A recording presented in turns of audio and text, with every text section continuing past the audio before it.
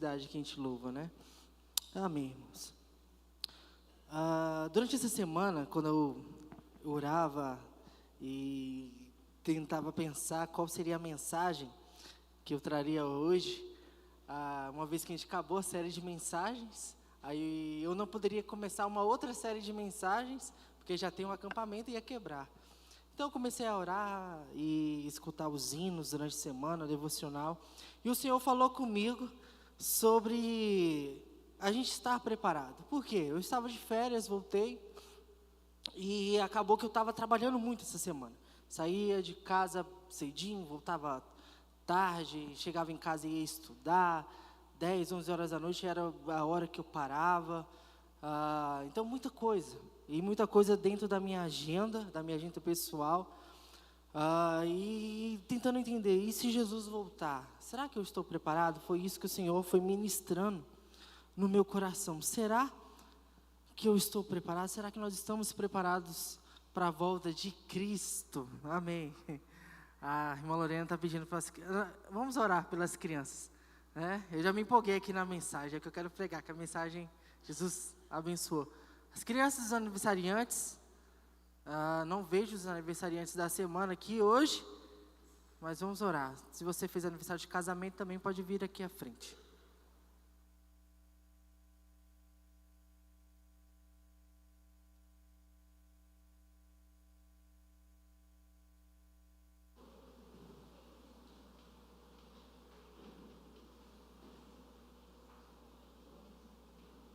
Benção.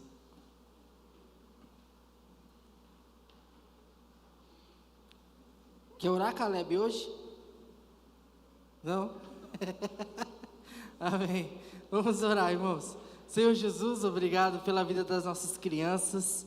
Abençoa, Senhor, a vida delas, dos seus pais. Abençoe o retorno às escolas essa semana, ó Pai. Que elas possam estar ali durante o ano letivo, aprendendo, crescendo e se tornando mais inteligentes, ó Pai. Para que em breve saiam daqui, Senhor, engenheiros, advogados, médicos, enfermeiros, ó Pai. Que saiam daqui grandes profissionais para entrar em nossa sociedade, para transformar o mundo também, ó Deus, com seus testemunhos, ó Pai. Cuida, Senhor, da vida de cada um deles. Abençoe agora o culto infantil ali, com a professora, que eles possam aprender um pouco mais sobre a Tua Palavra. Abençoa-nos, ó Deus, também, através dessa mensagem agora anunciada, que Teu Espírito Santo fale aos nossos corações. Tudo isso em nome de Jesus. Amém. As crianças podem descer. Vamos lá. Como eu dizia aí... E o Senhor foi falando comigo, será que eu estou preparado? Será que nós estamos, irmãos, preparados então para a volta de Cristo? Será que você está preparado para a volta de Cristo? Abra aí a sua Bíblia em Mateus, no capítulo 24. O irmão pode deixar aberto. Mateus, que nós iremos hoje ler de pouquinho, tá bom? A gente vai ler a partir do verso 27, mas já deixa aí a sua Bíblia aberta. Esse capítulo de Mateus, no capítulo 24, irmãos, é registrado ali por Mateus um momento entre Jesus e os seus discípulos, tá? Jesus, ele está tendo uma conversa, ele está fazendo um discurso, uma espécie de pregação para os seus íntimos, para os seus apóstolos, somente os 12. Ele não está fazendo uma grande pregação para uma grande multidão, não, ele acabou de sair do templo. Ele acabou de fazer grandes denúncias sobre hipocrisia, falando que aquele povo era um povo morto, que só vivia de doutrina, que só vivia de aparência. Jesus falou que o templo seria destruído e ficaria deserto, sem ninguém.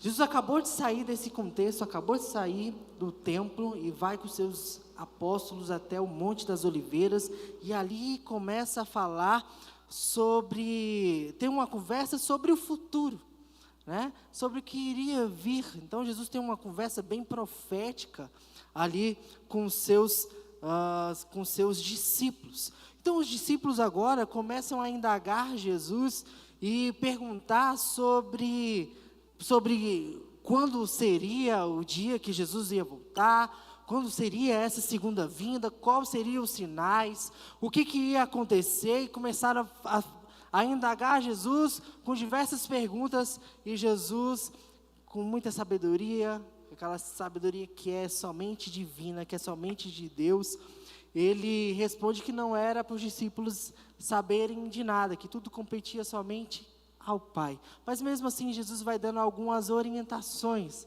do que seria a sua segunda vinda. E Mateus, irmãos, Mateus 24, ele não foi escrito, por exemplo, para matar a nossa curiosidade sobre o futuro, mas para examinar o nosso presente, sobre o hoje. Não é para produzir medo, mas é para nos preparar para a volta de Jesus, tá? Não é para gerar pânico, mas é para gerar santidade. A grande pergunta do texto não é quando Jesus voltará, mas a pergunta é como Ele nos encontrará. Essa é a pergunta. Por isso, irmãos, nós iremos ler de pouquinho o texto. Hoje eu não vou ler o texto de forma completa aqui. Nós vamos lendo devagarzinho e vamos entendendo o texto. Então, os versículos 27 e o versículo 28. Jesus agora vai começar a falar sobre como será a sua vinda, né? Então, a vinda de Cristo será repentina. Olha aí, verso 27 e verso 28. Porque assim como o relâmpago sai do Oriente e se mostra no Ocidente, assim será a vinda do Filho do Homem. Onde houver um cadáver, aí se ajuntarão os abutres. O texto é claro, irmãos, e nos diz que a vinda de Jesus será como um piscar de olhos. Ou seja, não é que Jesus vai voltar e ninguém vai ver, não. É aqui, ó, não está acontecendo nada. Você piscou, de repente Jesus apareceu, né? Não vai ter um anúncio, por exemplo, quando a gente vê que vai chover e corre para tirar a roupa do varal. A gente está vendo as nuvens escurecendo, acabei de lavar a roupa, vou lá, tenho um presságio. Não vai ter tempo da gente se preparar, não vai dar tempo de você correr, fazer nada. Vai ser no piscar de olhos. Você piscou, Jesus chegou, tá? Então a Bíblia está nos dizendo aí como um raio que sai um relâmpago que sai do Oriente e se mostra no Ocidente. É assim, Jesus Cristo aparecerá sobre as nuvens. Então ninguém poderá se preparar de última hora, não vai ter jeito.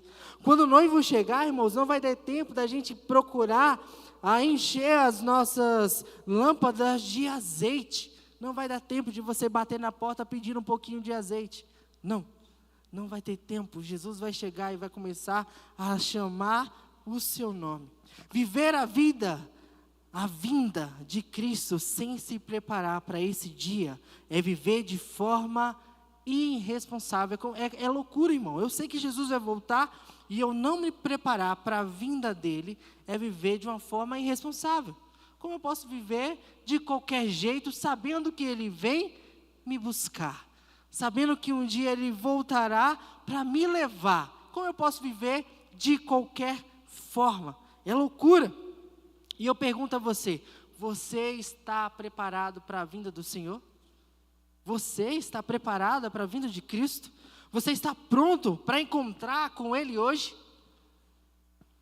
Jesus, Ele fez uma ilustração aí no verso 28, quando Ele fala aí do cadáver e do abutre, né?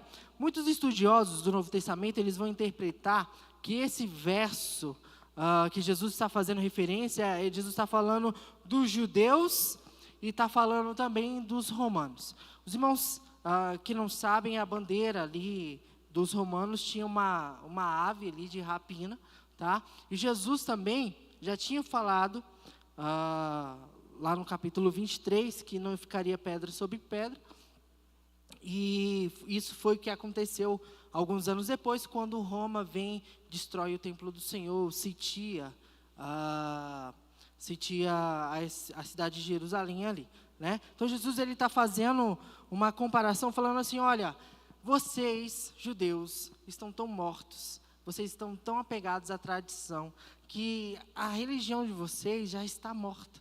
tá? E vai chegar um dia que os abutres vão se juntar no meio de vocês. Isso quer dizer, irmãos, que Deus já estava preparando uma punição divina para o povo de Israel. Por quê?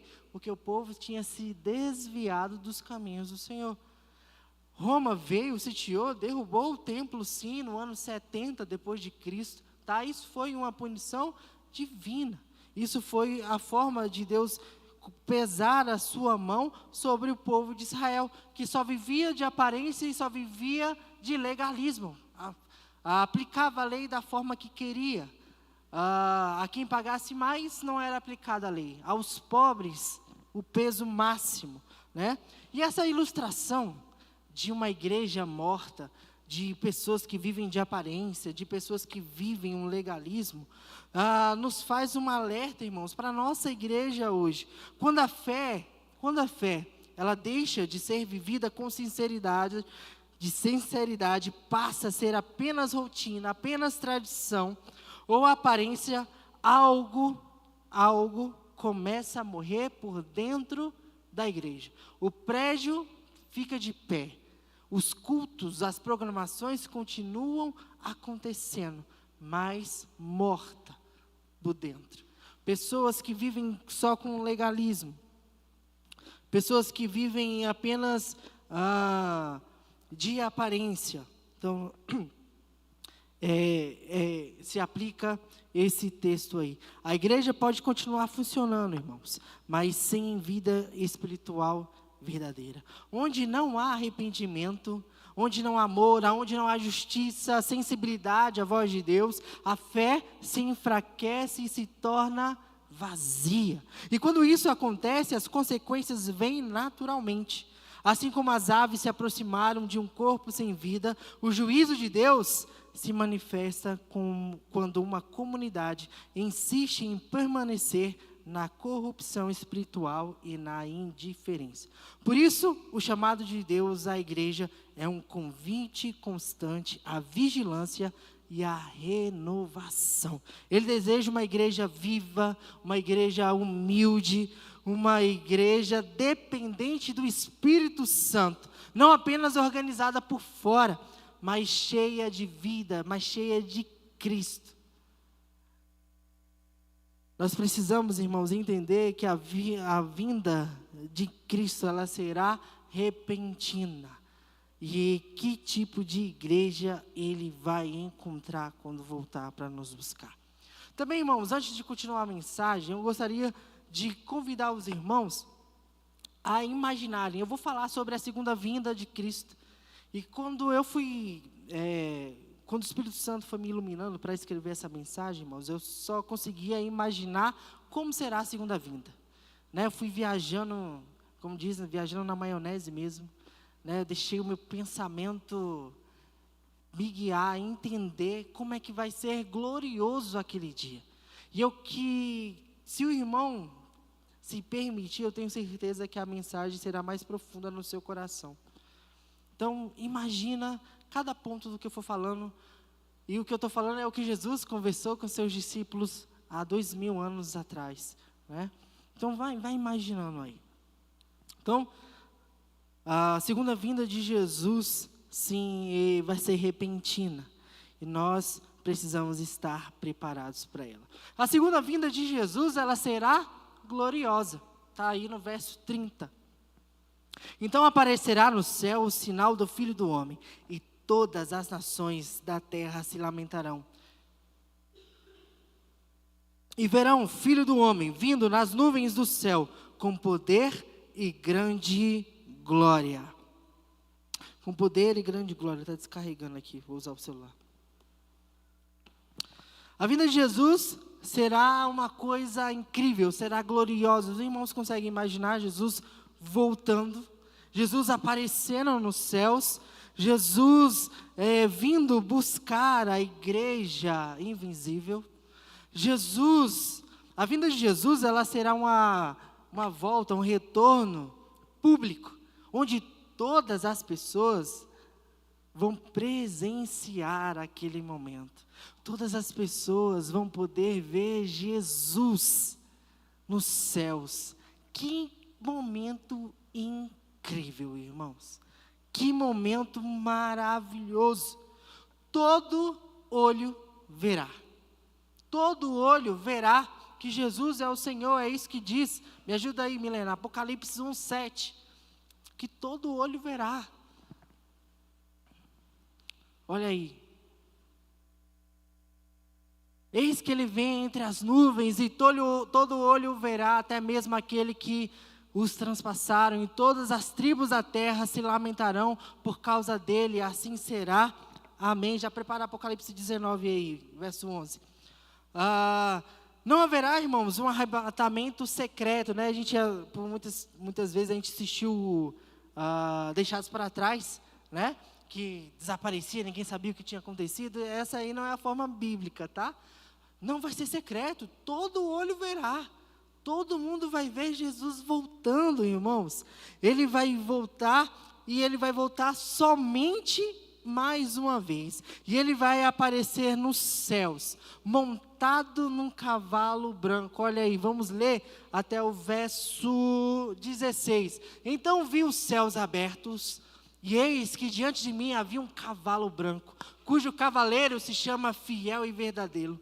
Ele julga e guerreia com justiça. Os seus olhos são como chamas de fogo. E na sua cabeça há muitos diademas. E um nome escrito que só ele conhece, ninguém mais. Está vestido com um manto tingido de sangue. E o seu nome é a Palavra de Deus. Os exércitos dos céus o seguiam vestido de linho fino, branco e puro. E montados em cavalos brancos. Da sua boca sai uma espada afiada, com qual ferirá as nações. Ele as governará com cetro de ferro. Ele pisa o lagar do vinho do furor da ira de Deus, o Todo-Poderoso. No seu manto e na sua coxa está escrito este nome: Rei dos Reis, Senhor dos Senhores. Os irmãos conseguem enxergar e imaginar na cabeça aí dos irmãos como será gloriosa a volta de Cristo? Jesus montado num cavalo branco, com um exército de anjos atrás dele, montado também em um cavalo branco. Que dia glorioso será a vinda de Cristo, irmãos. Será esplêndido, será maravilhoso. Só que para os salvos será glorioso. Para aqueles que não entregaram a sua vida a Jesus, será o momento de se lamentar. Não vão aproveitar este momento lindo, vão começar a se desesperar, vão começar a chorar, vão começar a procurar uma forma de subir aos céus junto com os anjos do Senhor.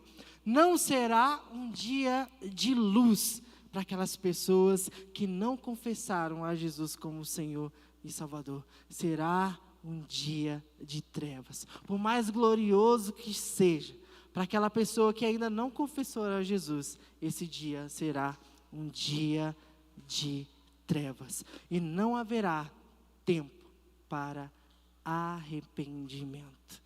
O tempo do arrependimento é agora. Esse é o momento para que nós possamos nos arrepender dos nossos pecados. Esse é o momento da gente entender que somos pecadores e que não estamos vivendo para Cristo. Temos vivido para nós. Temos buscado os nossos objetivos. Temos buscado fazer o que nós queremos. Irmãos, Jesus está voltando. Você está preparado? Vamos aí para o verso 31. E ele enviará os seus anjos com grande som de trombeta, e estes reunirão os seus eleitos dos quatro ventos, de uma a outra extremidade, de uma extremidade dos céus. Jesus voltará para buscar a sua igreja, e o texto diz que os anjos do Senhor vão reunir toda a igreja do Senhor. Em todo o canto, aonde a igreja estiver, os anjos irão reunir os remidos do Senhor. E eu quero fazer um parêntese aqui, só para os irmãos entenderem o que Jesus vem para buscar a igreja, mas nós precisamos entender quem é a igreja. A igreja, eu sempre digo que a igreja somos nós. Nós somos a igreja. A igreja não é o prédio. Mas também, irmãos, frequentar a igreja não nos faz igreja. Participar de programações não nos faz igreja, não nos faz salvos, não nos faz redimidos. Existe um termo na teologia que é chamado de igreja invisível, igreja universal, que é o seguinte: a igreja invisível é todos os santos, todas as pessoas que um dia entregaram a sua vida a Jesus, estejam vivos ou estejam mortos, ali é a igreja invisível, é uma igreja sem denominação, é a igreja do Senhor, seja batista, seja da Assembleia, seja da Presbiteriana, seja no ano de 2026, seja no ano de 1500, ali estarão a igreja invisível, e Jesus vem buscar a igreja invisível, e nós precisamos entender se nós fazemos parte dessa igreja invisível. Será que eu só sou membro de uma igreja local, eu só participo de uma igreja local e não sou membro da igreja invisível? Então nada me adiantará se eu não fizer parte da igreja invisível. Nada me adiantará se eu for o pastor da Igreja Batista Jardim das Oliveiras, se eu não carregar o caráter de Cristo, se eu não for parecido com Ele, se eu não tiver entregue a minha vida a Ele, eu não faço parte, então, desta igreja. Então eu pergunto ao irmão, se o irmão analisar a sua vida, você parece com Cristo, você carrega o caráter de Cristo, você realmente faz parte da igreja invisível ou faz parte somente de uma igreja local? Você só está sendo um participante da igreja. É preciso analisar e entender que Jesus vem buscar a igreja universal, a igreja invisível. Então, voltando aqui para a mensagem. Aquele dia será um dia de vitória. Quando Jesus voltar, será um dia de vitória, porque a Bíblia nos fala que quem primeiro vai subir ao céu serão aqueles que dormiram no Senhor. Esses serão os primeiros redimidos. Eles então ganharão um novo corpo, um corpo glorificado, um corpo novo, um corpo incorruptível. Então eles estarão junto com o Pai. E depois Paulo vai dizer, nós que estamos vivos, e eu posso dizer hoje, Paulo não está mais vivo, mas nós que estamos vivos, também receberemos agora um novo corpo incorruptível, um corpo glorificado, e seremos levados juntamente ao Pai. Será um dia de vitória, irmãos. Por quê? Porque toda lágrima será enxugada, toda dor será cessada, não terá mais dor, nós não vamos mais ter nenhum problema, todo problema será encerrado agora com a volta de Jesus, dia de vitória para a igreja do Senhor. E sabe, irmãos, o que mais aqueceu o meu coração quando eu estava estudando essa mensagem, saber que quando Ele voltar, a gente vai ouvir a doce voz do nosso Mestre, do nosso Senhor, de Jesus Cristo, nos dizendo assim, olha, vinde benditos de meu Pai, recebam como herança o reino que lhes foi preparado desde a criação. Irmãos, como será glorioso, como será maravilhoso a gente ouvir a voz de Jesus dizendo, olha, desde que o mundo é mundo, você já tem um lugar preparado, pode vir, venha. Na casa do meu Pai tem muitas moradas, e uma morada é sua, desde a criação do mundo. Tem como a gente não ser o povo mais feliz do mundo? Tem como a gente não se alegrar com a mensagem dessa? Tem como, irmãos, a gente não cantar com alegria, entendendo que Ele se entregou numa cruz por nós e agora nós somos dele. Jesus está voltando, meu irmão. Você está preparado para ouvir a voz do Senhor dizendo isso? Vinde, vinde benditos do meu Pai. Vinde benditos de meu Pai. Que coisa maravilhosa, irmãos. E nesse dia, irmãos, finalmente, o nosso processo de santificação, ele será completo. E todos os santos serão reunidos em um só lugar. Desde Abel, que foi o primeiro que morreu, desde Abel até a última pessoa que se entregou, que se converteu a Jesus, mesmo que tenha sido ali no último momento, todos estarão reunidos no mesmo lugar. Jesus, ele voltará, e ele voltará para julgar os vivos e os mortos, aqueles que porventura fugiram da justiça dos homens, aqueles que viveram a vida de engano, enganando a outra pessoa, fingindo ser uma boa pessoa, vivendo de aparência. Quando Jesus voltar, ele não vai conseguir escapar da justiça divina, ele não vai conseguir escapar do tribunal de Deus. Por isso nós devemos ter uma vida de sinceridade. Nós devemos ter uma vida autêntica aos pés do Senhor, porque Ele sonda os nossos corações. Ele sabe quem nós somos, tudo o que pensamos, tudo o que fazemos, por mais escondido que seja, o Senhor sabe. E no último momento, Ele vai trazer tudo a público e nós seremos julgados. Então, meu irmão, você está preparado para a volta de Cristo? Jesus está voltando, precisamos nos preparar. Vamos continuar aí o texto, versos 32 até o 36. Aprendam a lição da figueira. Quando dos seus ramos se renovam e suas folhas começam a brotar, vocês sabem que o verão está próximo.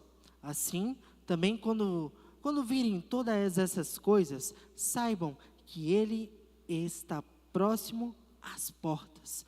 Eu lhes asseguro que não passará essa geração até que todas as coisas aconteçam.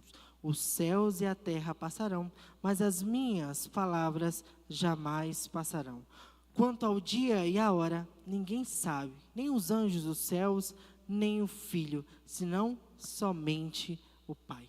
Jesus ali, então, na conversa com seus discípulos, nesse discurso com seus discípulos, ele mostrou que haveria sinais. Olha, vou deixar muito claro para vocês, eu vou voltar, mas antes de eu voltar, para vocês se prepararem, eu vou dar alguns sinais. Eu não vou falar quais são os sinais aqui, irmãos, todos os sinais que Jesus falou, mas se o irmão voltar lá para o início de Mateus 24, os irmãos vão ver os sinais que Jesus falou que precederiam ali a sua vinda, tá bom? Mas Jesus está dizendo assim, olha, da mesma forma que vocês sabem, quando a figueira está trocando de folha, você não já sabe que a próxima coisa é o verão?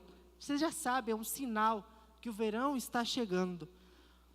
Da mesma forma, eu estou dizendo para vocês, haverão sinais da minha vinda, haverão sinais para vocês ficarem atentos, para que vocês se preparem.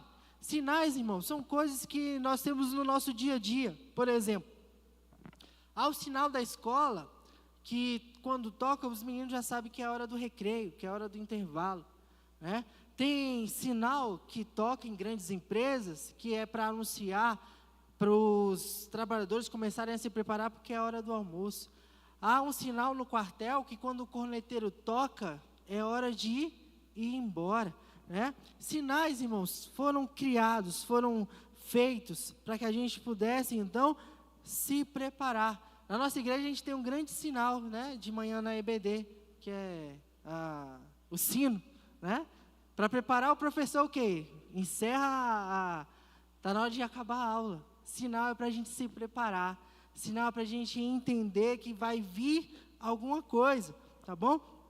Então, Jesus, ele disse, olha, que nós deveríamos ficar atentos aos sinais, pois eles anunciam a volta de Cristo. Os sinais já começaram a acontecer, irmãos. E todos os dias, quando nós ligamos a televisão, quando nós acessamos a internet, quando nós entramos nas redes sociais, quando nós ouvimos um podcast, nós podemos ver os sinais anunciados por Jesus. E esses sinais estão nos dizendo uma coisa: olha, eu já estou à porta. Eu já estou à porta. Se prepare, porque eu estou voltando. Jesus fez uma promessa: eis que venho sem demora. Essa foi a promessa de Jesus: eis que venho sem demora. E ele prometeu, então, irmãos, é verdade. Então é verdade. Passarão céus e terra, mas as palavras de Cristo jamais passarão. Preparem-se para encontrar com Jesus. Preparem-se para encontrar com Jesus. Então, a volta de Cristo haverá sinais, e a volta de Cristo também será imprevisível. Ninguém sabe a hora. Muitas pessoas, muitas doutrinas, muitas religiões já tentaram adivinhar o dia que Jesus iria voltar. Olha, se prepare, porque Jesus vai voltar no ano tal, no ano X. Pode ter certeza que Jesus retornará nesse dia. E as pessoas erraram miseravelmente, porque ninguém sabe a hora em que o Filho do Homem retornará. Até os discípulos queriam saber, mas Cristo deixou muito claro para eles: isso não é da conta de vocês. Isso não é da nossa conta, meu irmão, saber a hora que Jesus vai voltar. Eu tenho que estar preparado para a volta dele. Vamos continuar aí o texto. Versos 37 ao verso 39.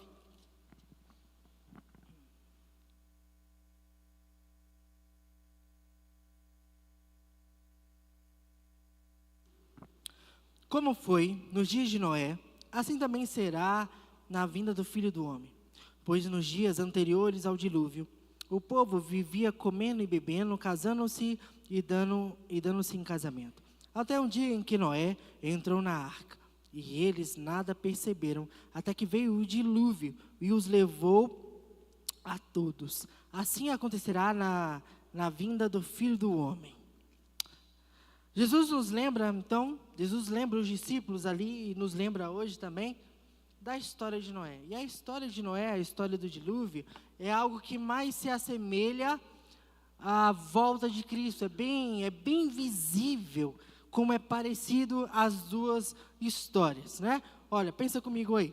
As pessoas estavam ali, vivendo as suas vidas tranquilamente, casando, dando-se em casamento, bebendo, comendo, fazendo o que elas queriam fazer. Porém, houve uma previsão do fim do mundo, né? Houve uma grande previsão que o mundo iria acabar, mas que tinha um plano de salvação. E a única coisa necessária era as pessoas deixarem as suas vidas, deixarem as suas casas e entrarem na arca.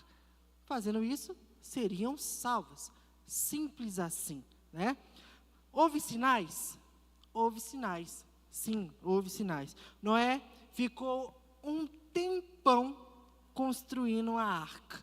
Com certeza Noé não construiu a arca em um dia só, né? Para construir uma arca daquele tamanho, construiu-se durante muito tempo. Primeiro sinal, irmãos, era visível. Todo mundo estava vendo que Noé estava construindo a arca. Noé provavelmente também, por onde passava, deveria anunciar: olha, vai vir uma grande chuva dos céus, tá? Vai acabar o mundo em água, e se você quiser ser salvo, entra na arca. Sinais claros.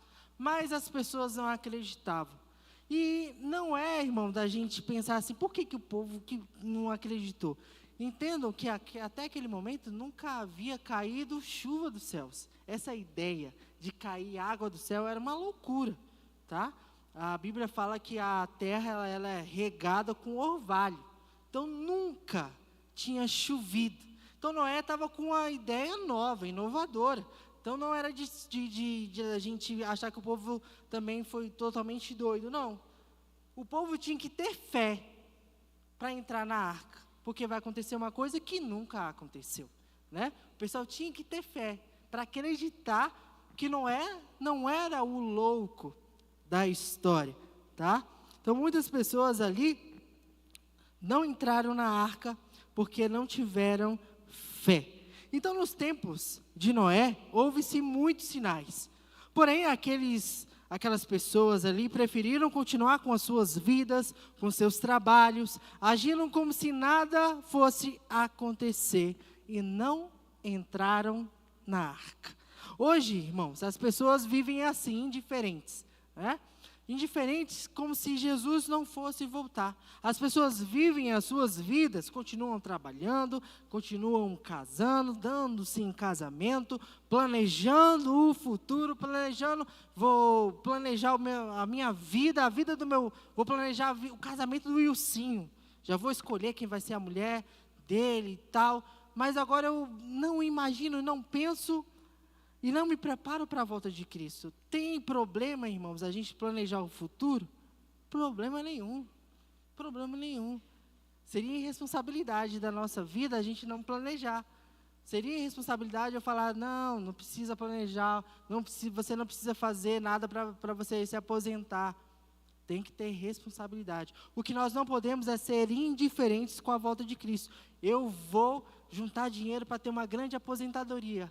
E a forma que eu faço isso é desviando dinheiro, é roubando, indiferente. Jesus, não estou nem aí, Jesus não vai voltar. Temos que ter cuidado, nós devemos ter cuidado, não podemos ser indiferentes. Cristo Jesus, Ele vai voltar e Ele vai encontrar as pessoas entregue a seus próprios interesses. Pessoas que não fazem nada para o reino, pessoas que não se prepararam para a sua volta, pessoas que estão vivendo a sua vida de qualquer jeito. É necessário se preparar. Quando o dilúvio chegou, pegou as pessoas como? Pegou as pessoas de surpresa. Quando a porta da arca foi fechada, ninguém mais pôde entrar na arca. Muitas pessoas têm vivido as suas vidas esquecendo de Deus. Então a volta de Cristo será uma grande surpresa para essas pessoas.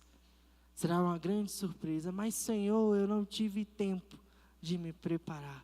Eu não tive tempo, Senhor, de fazer o meu devocional diariamente. Eu não tive tempo, Senhor, de conhecer a Tua palavra. Eu não tive tempo, Senhor, de orar, de ter um momento contigo. Eu não tive tempo, Senhor, de abrir a Bíblia para conhecer mais ao Senhor. Eu não tive tempo de me preparar. Será um momento de surpresa para aqueles que têm vivido somente para si mesmo. Devemos viver as nossas vidas para Deus. Verso 40 e verso 41. 2 homens estarão no campo. Um será levado e o outro deixado. 2 mulheres estarão trabalhando. 2 mulheres estarão trabalhando no moinho. Uma será levada e a outra deixada. A volta de Cristo será um dia de juízo. Naquele dia, irmão, será tarde demais para a gente se preparar. Será feita uma grande divisão. Jesus vai separar o mundo todo em 2 grupos. Entre aqueles que Ele vai levar e as pessoas que ficarão para o juízo. O mundo será dividido em 2 grupos, simples assim. Preto e vermelho. Né? Preto e vermelho. Tá? Os que vão receber a herança eterna e os que ficarão para o juízo. 2 pessoas estarão lavando louça. Uma será levada, a outra deixada.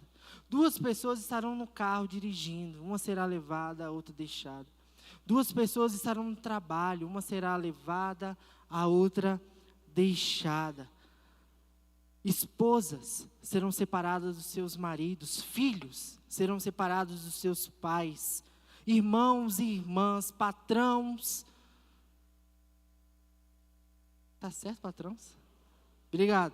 Patrões e trabalhadores. Eu entendo, irmão, quando eu falo errado aqui. A cabeça logo apita. Patrões e trabalhadores, está certo aqui escrito. Patrões e trabalhadores, pastores e ovelhas, um será levado para Deus e a outra será deixada para a condenação eterna. A vida de Cristo põe um fim a toda a esperança. Quando Jesus voltar, toda a esperança, ela será finalizada. Aqueles que esperam a volta de Cristo terão a sua esperança ali em Cristo Jesus. E eu não preciso mais ter esperança, porque eu estou vendo, é real.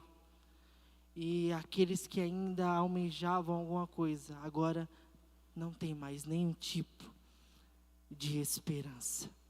Não haverá mais chance de salvação. Naquele dia, a porta será fechada. E eu pergunto a você, de que lado da porta você se encontrará? Dentro ou fora da arca? Você está preparado para a volta de Cristo? Você está preparado? Vigiem, meu irmão.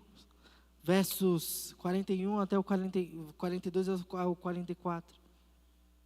Portanto, vigiem, porque vocês não sabem em que dia virá o seu Senhor.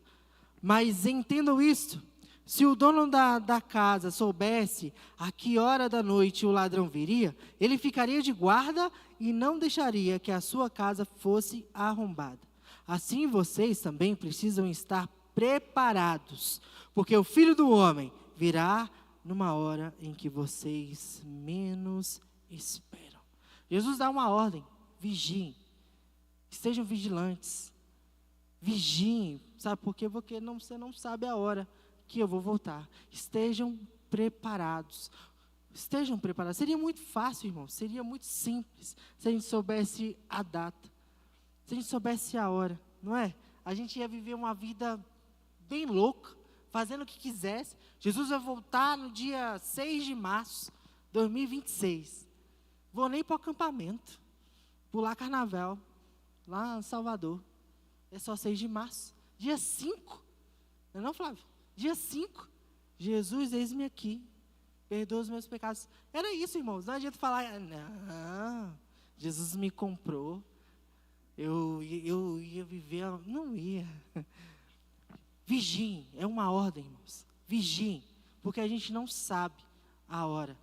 E como eu não sei a hora, e o meu corpo, as minhas vontades querem ir para o pecado, eu preciso vigiar as minhas ações, eu preciso vigiar os meus pensamentos, eu preciso vigiar as minhas atitudes, para que eu esteja em um caminho, em que eu esteja em um processo de santidade. Porque se eu não vigiar, eu vou começar a desviar do caminho da santidade. Eu vou começar a viver para mim, vou começar a querer fazer as minhas vontades, vou querer fazer aquilo que agrada à carne e não agrada ao Senhor.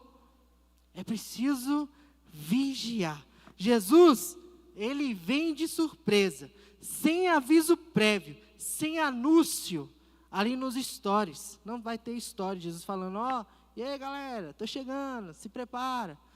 Não vai ter isso, não tem isso. É preciso vigiar, é necessário estar preparado. Não sabemos nem o dia e nem a hora. Nós somos os filhos da luz, precisamos estar atentos, irmãos, à volta de Cristo. Aqueles que estão vivendo nas trevas, vivendo em pecado, serão pegos de surpresa. E como filhos de Deus, devemos estar sempre atentos. E como uma oração que a gente deve repetir todo dia no nosso coração, com alegria, com esperança, a gente deve orar dizendo assim, Maranata. Ora, vem, Senhor Jesus, porque eu estou preparado hoje para te encontrar. Porque eu estou preparado hoje para a sua volta. Maranata, Senhor, pode voltar hoje que eu estou pronto. Senhor, pode voltar agora que eu estou pronto. Essa deve ser a nossa oração, irmãos. A gente não pode começar a orar, Senhor, espera mais um pouquinho. Não, Senhor, volte agora que eu estou preparado. Por fim, irmãos, vamos terminar o capítulo 24, verso 45, diz assim: quem é, pois, o servo fiel e sensato a quem o seu senhor encarrega da sua casa para lhes dar alimento no tempo devido? Feliz o servo que o seu senhor encontra fazendo assim quando voltar. Garanto-lhes que ele o encarregará de todos os seus bens. Mas suponham que esse servo seja mau e diga a si mesmo: meu senhor está demorando.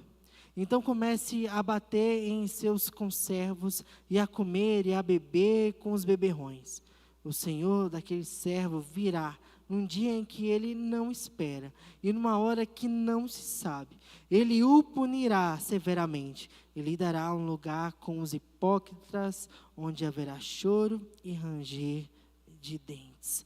Jesus, ele termina ali o seu discurso com os seus discípulos, contando uma parábola acerca de um senhor, de um chefe, de um patrão que viaja e deixa na mão ali de 2 servos todos os seus bens. O primeiro, então, ele vive a sua vida sempre achando que o seu senhor vai voltar. Então ele cuida, ele é fiel ao seu senhor, ele ama o seu senhor, e ele trabalha entendendo que o seu senhor pode voltar a qualquer momento.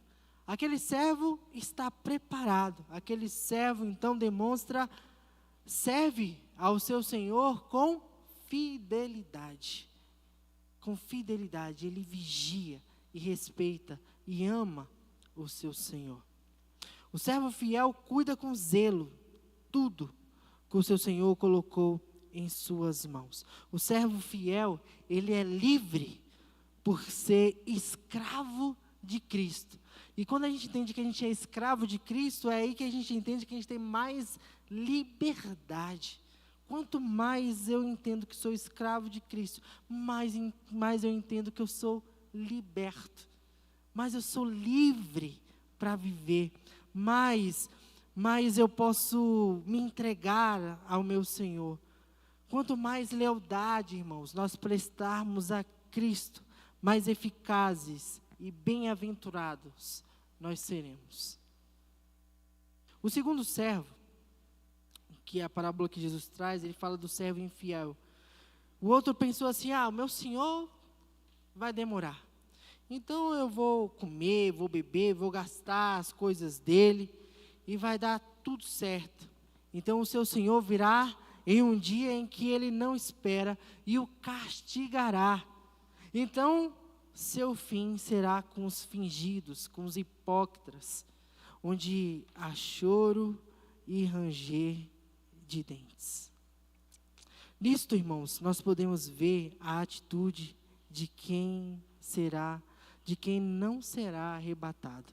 A gente pode ver que aí o servo fiel, ele teve 2 atitudes. Uma, ele foi um servo despreocupado. O meu Senhor foi e demorará.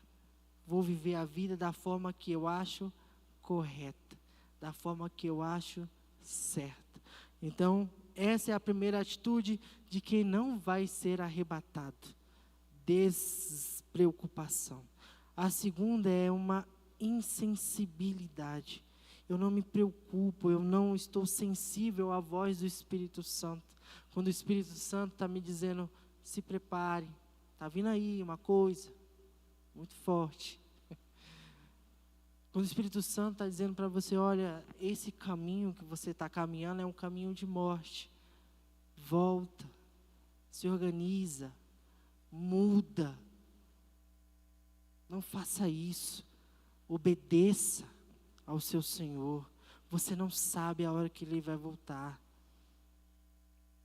2 atitudes que a gente pode ver de pessoas que não serão arrebatadas.